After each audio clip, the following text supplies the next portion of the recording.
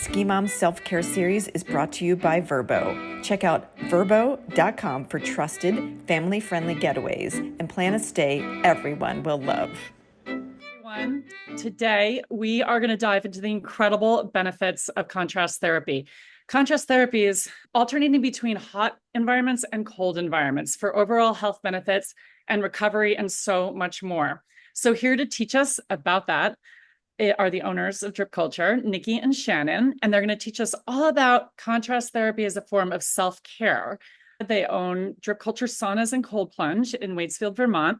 They're both ski moms. So in addition to sharing all their expertise on contrast therapy, they're also going to let us in on how we can apply it for our own benefit after we ski, after a long day on the slopes. We're tired. This is just an incredible way to recover and get us ready for our next ski adventure. We're also very excited to be among a bunch of other ski moms. We're right here in the heart of the Mad River Valley. We have Sugarbush, Mount Ellen, and Mad River Glen, and we are right in the valley of all of that. So we do see a lot of moms coming into the drip culture world.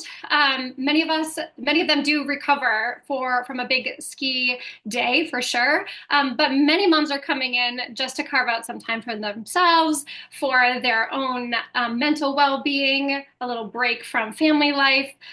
So I'm just really excited to dive into this and be here along with Shannon.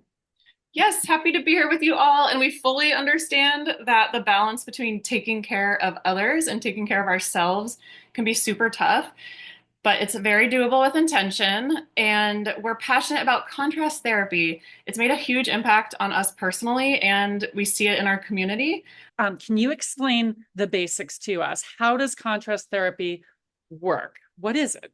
Okay, so contrast therapy is the practice of alternating between hot and cold exposure. So typically we're using this between a sauna and a cold plunge. The idea is to create a stress response in the body that leads to increased resilience and recovery. This is also known as hormetic stress. And this contrast is the hot and cold, and what it does is it stimulates the blood flow, it reduces inflammation, and it also supports muscle recovery. Here at Drip Culture, we have infrared saunas. So a lot of people, when they first come in, are very used to traditional saunas, but we use infrared saunas, which are, when I explain it to people, like Shannon's right here, it's usually these, like, I say that they're these light waves, this light spectrum that actually reach us at a cellular level. So when our body's getting heated in an infrared sauna session, we're getting heated from the inside out rather than the outside in, which is more along the lines of a traditional sauna. So you're getting really hot and you're getting really toasty, and then you move into a cold plunge, and on the other hand, that's going to trigger vasoconstriction, and that's going to help reduce inflammation and soreness through exposure of very cold temperatures. So for example, our cold plunge here is 45 degrees. Some cold plunges are much cooler and some are a bit higher. We have found that 45 degrees is really great for people who are seasoned cold plungers as well as people who are trying it for the first time. So now we know what this is all about, but what's the best way for us to utilize the sauna in conjunction with the cold plunge? Like, in other words, what's the order of how we should do things? Does it matter? How long should each session be for the maximum benefit? I'd say there's no one-size-fits-all approach, and science validates that several different styles could be beneficial. So not to be too finicky about getting it right, it's better to just try it. For cold plunging, the science points to a session being most beneficial at 2 minutes submersion time. Anything more than that, you're just kind of adding a little further stress to your body, but not necessarily for their benefits.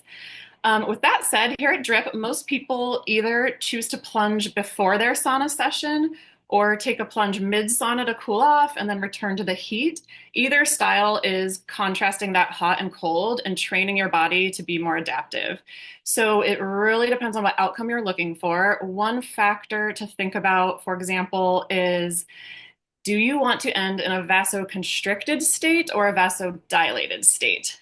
Or we can think about how the cold plunge tends to make people feel super euphoric with increased energy, like right away. So if you want to end more in that state, then you would choose to cold plunge after to kind of, get out of here with tons of energy and that kind of euphoric mood.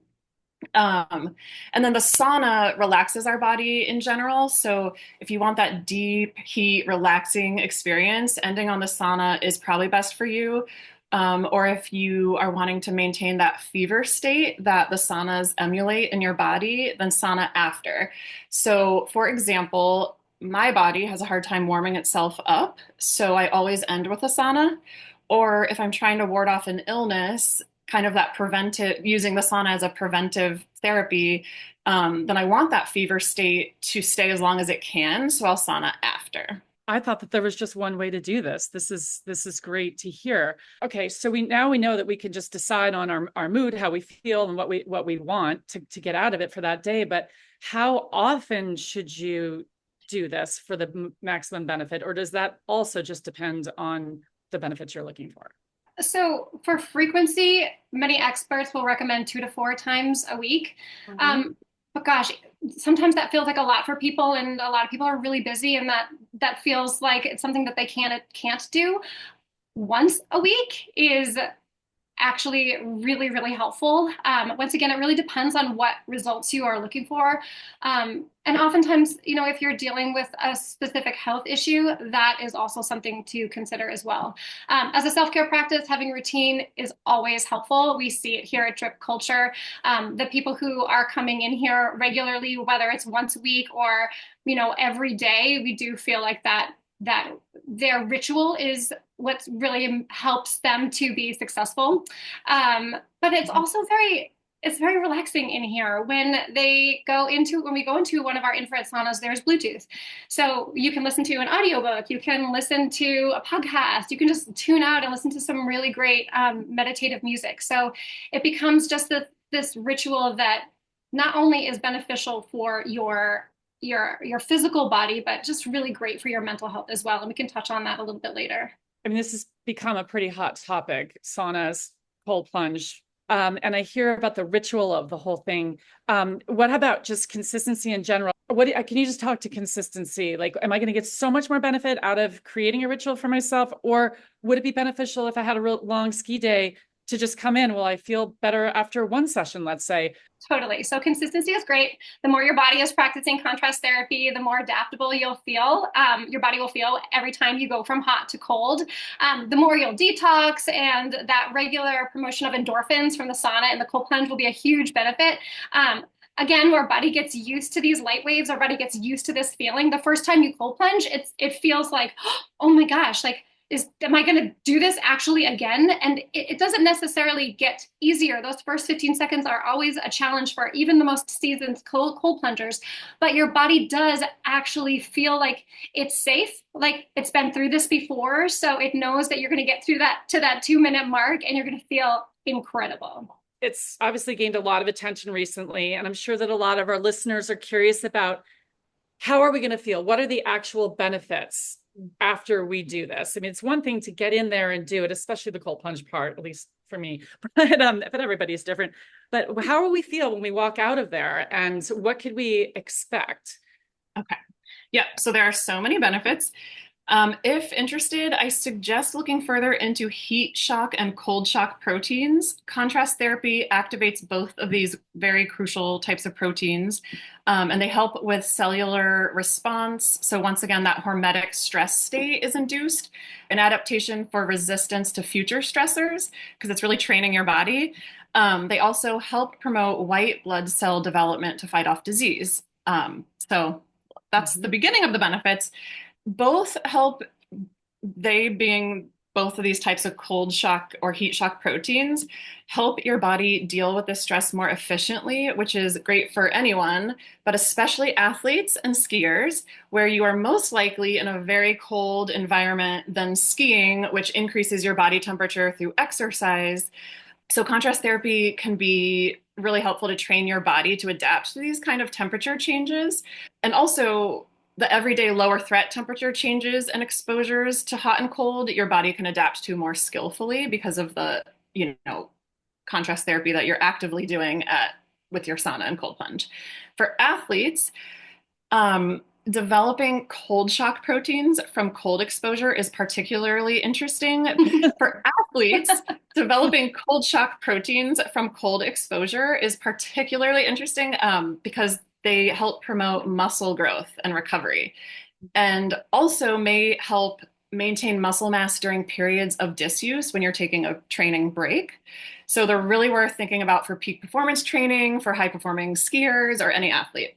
With contrast therapy, as you go between sauna and cold plunge, you get the benefits of both, as we've just kind of been mentioning. So infrared saunas are increasing circulation, promoting detoxification through sweating, supporting muscle recovery by reducing soreness, increasing ATP production for better energy throughout the rest of your day. And that ATP production benefit lasts for a few days. Cold plunging helps with reducing inflammation, improving your mood by triggering the release of endorphins, enhancing circulation through vasoconstriction, which is the opposite of what the sauna does, right? So there's that contrast, but it trains your blood vessels to be more adaptive in general and elastic through the constriction first, and then naturally you can't stay constricted, so your body works to heat back up and vasodilate on its own. So it's this awesome training for your body. And regular contrast therapy can also support better sleep, general stress reduction, and build mental resilience. And you know what, just to pop in on here really quickly and just touch on the mental health side of things. This is a major benefit. We live here in the Mad River Valley. It gets dark and cold in Vermont, and a lot of those seasonal depression, those seasonal dips come up. And we've noticed a lot of people coming in here for their mental health and their mental well-being. A major benefit is boosting those endorphins from heat and cold exposure. Endorphins are neurotransmitters, and they are pain relieving and happy making. The more people experience coming in to infrared and to cold plunge, the more, like I had said earlier, their body starts to trust that, and they just leave feeling more optimistic and happy. People who experience depression may also have thermoregulation issues, so it's hard for them to regulate their body temperature. So studies have shown that you can help relieve depression symptoms for 6 weeks with just one heat therapy session. So when we talked about consistency earlier, that is one study that is pretty powerful. So one infrared sauna session, though this is a heat session, can have lasting effects for up to 6 weeks, which is pretty powerful. This is very similar to the mood boosting effects that you would feel by sitting in the sun, warming up, and then your body is just naturally cooling down. Infrared light is actually part of the sun's light spectrum, and it's essential for us humans. We spend so much time inside and not outside, and we need it. We need that sun. We need those wavelengths, especially for sleep and hygiene, mood regulation, and energy production. So the mental health and the mental well-being of contrast therapy, heat exposure is pretty powerful. Let's talk about, as skiers, like mom skiing and anyone out there skiing, training, after a long day on the slopes, our muscles get fatigued, we get sore. How can contrast therapy help after skiing specifically? Yeah, so after skiing, a sauna can help you reduce your muscle tension. Cold plunging is going to help to decrease swelling, and it's going to help to promote recovery. Alternating between the hot and the cold is going to flush out that metabolic waste, that reduced lactic acid buildup, and it's going to support some quicker recovery so you can hit the slopes again and you're going to feel really good. The sauna and heat exposure also help to promote your body's production of ATP, which is used to actually produce energy. So it can help to revitalize your training as well.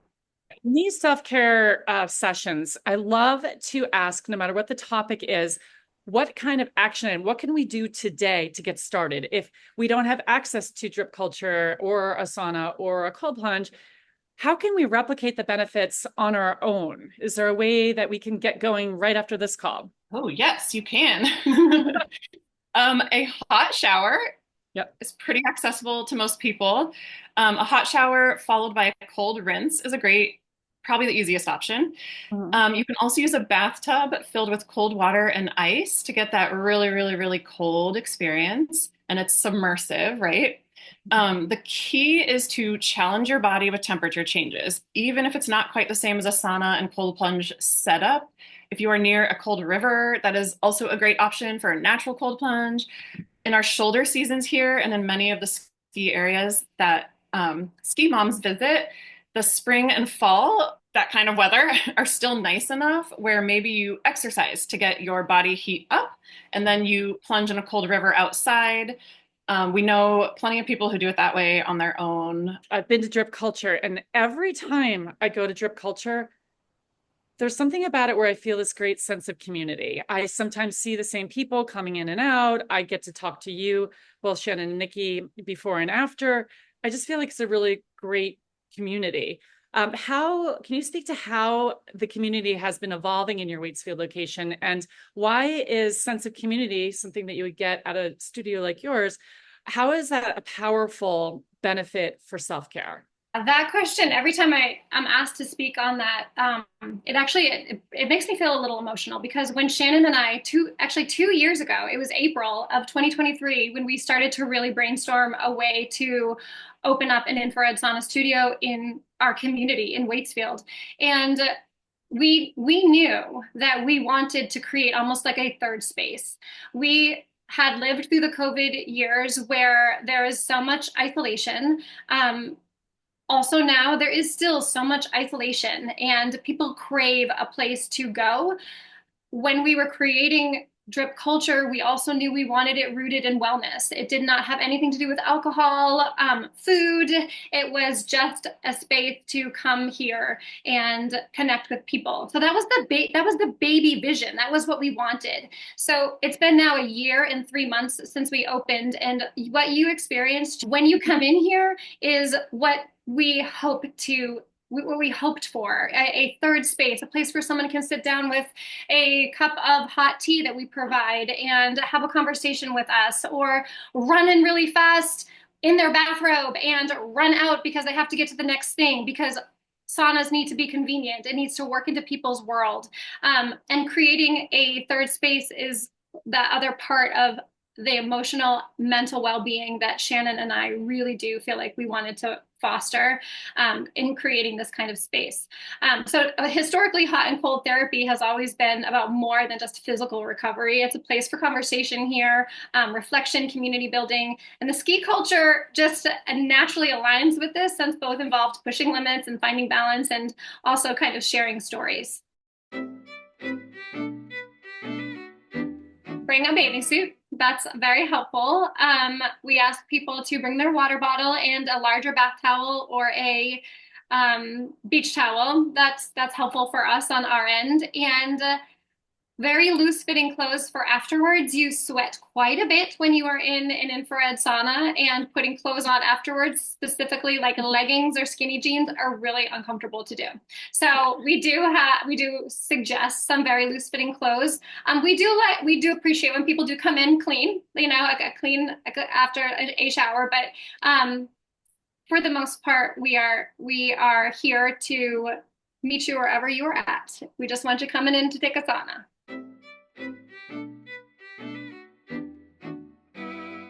Okay, so it is crucial to be hydrated when you come, right? So your body has the ability to sweat.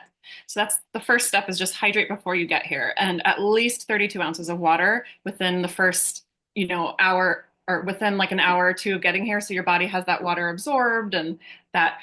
And then while you're here, we suggest another 32 ounces of water because you will most likely sweat that much. And definitely replenishing. It does not have to be like an electrolyte that you buy. It could be making sure that you eat plenty of salt that night, and you kind of pay attention to your magnesium and potassium levels. So you do have to be mindful of that, but really, low-key maintenance is hydrate again, and electrolytes afterwards.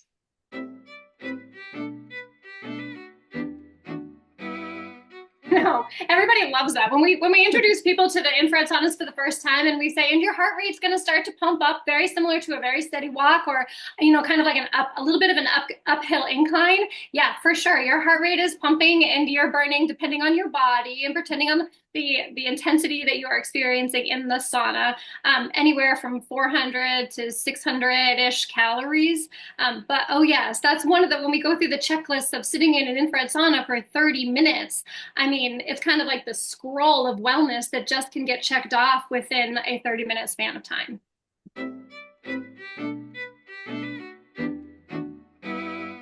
Yes, because of the added benefits of the contrast therapy, right? The added benefits so hot tubs are heat therapy. That's similar to the sauna.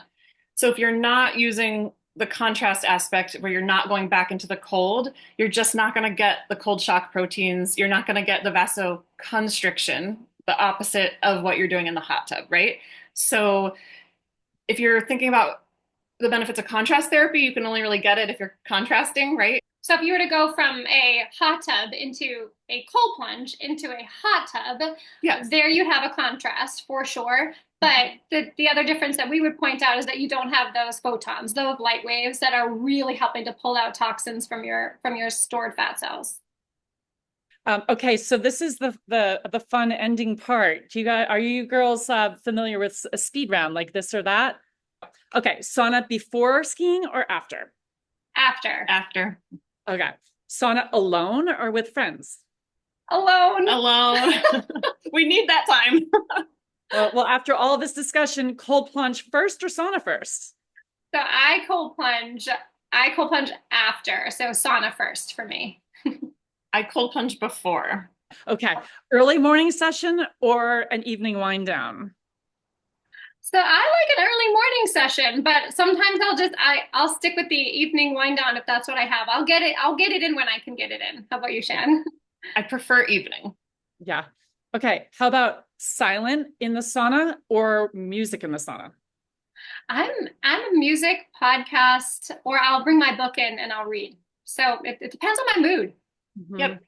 Yeah. An activity like music, podcast. Yeah. Where, if we want to learn more about contrast therapy, you've pretty much given us the rundown and I'm not sure there's anything left to learn, but if we did, are there any podcasts, books, websites, or anything else where we could go to learn a little bit more or dig a little bit deeper? So we recommend checking out Dr. Rhonda Patrick's work on sauna benefits and Wim Hof's content on cold exposure. So those are the two most robust resources that we reference. Mm-hmm. Dr. Rhonda Patrick's podcast is called Found My Fitness. There's also several scientists and doctors that are doing research on infrared and infrared saunas. Dr. Michael Hamblin is one who focuses his research specifically on photobiomodulation, which is a laser light therapy that uses light to stimulate cellular responses, which is essentially infrared and very similar to what our saunas pump out. Nikki and Shannon, thank you. This has been so educational and I've just learned so much. I'm sure our listeners have too. Thank you for sharing all of your knowledge. Are you starting to dream about hot cocoa, snowy chairlift rides, and zipping down perfectly groomed trails? Well, so are we. And that's why we're teaming up with Vrbo this winter. If you're like us, you're always in planning mode and trying to maximize the fun on your family ski vacations. Vrbo's got you covered with private vacation rentals designed for families and friends. Here's why we love Vrbo. First up, space. Our family loves to spread out when we travel, and we all know how much stuff a ski trip involves. Vrbo has a huge selection of quality homes, often with 3 or more bedrooms, so everyone can spread out comfortably and there's room for all your gear. Vrbo properties offer exclusive homes with amazing views of the mountains and many with ski in, ski out, slopeside access. Oh, and have we mentioned privacy? With Vrbo, you'll always get a private vacation rental, meaning no awkward host encounters or shared spaces. It's all yours. Ready for your next adventure? Download the Vrbo app or check out Vrbo.com for trusted, family-friendly getaways and plan a stay everyone will love.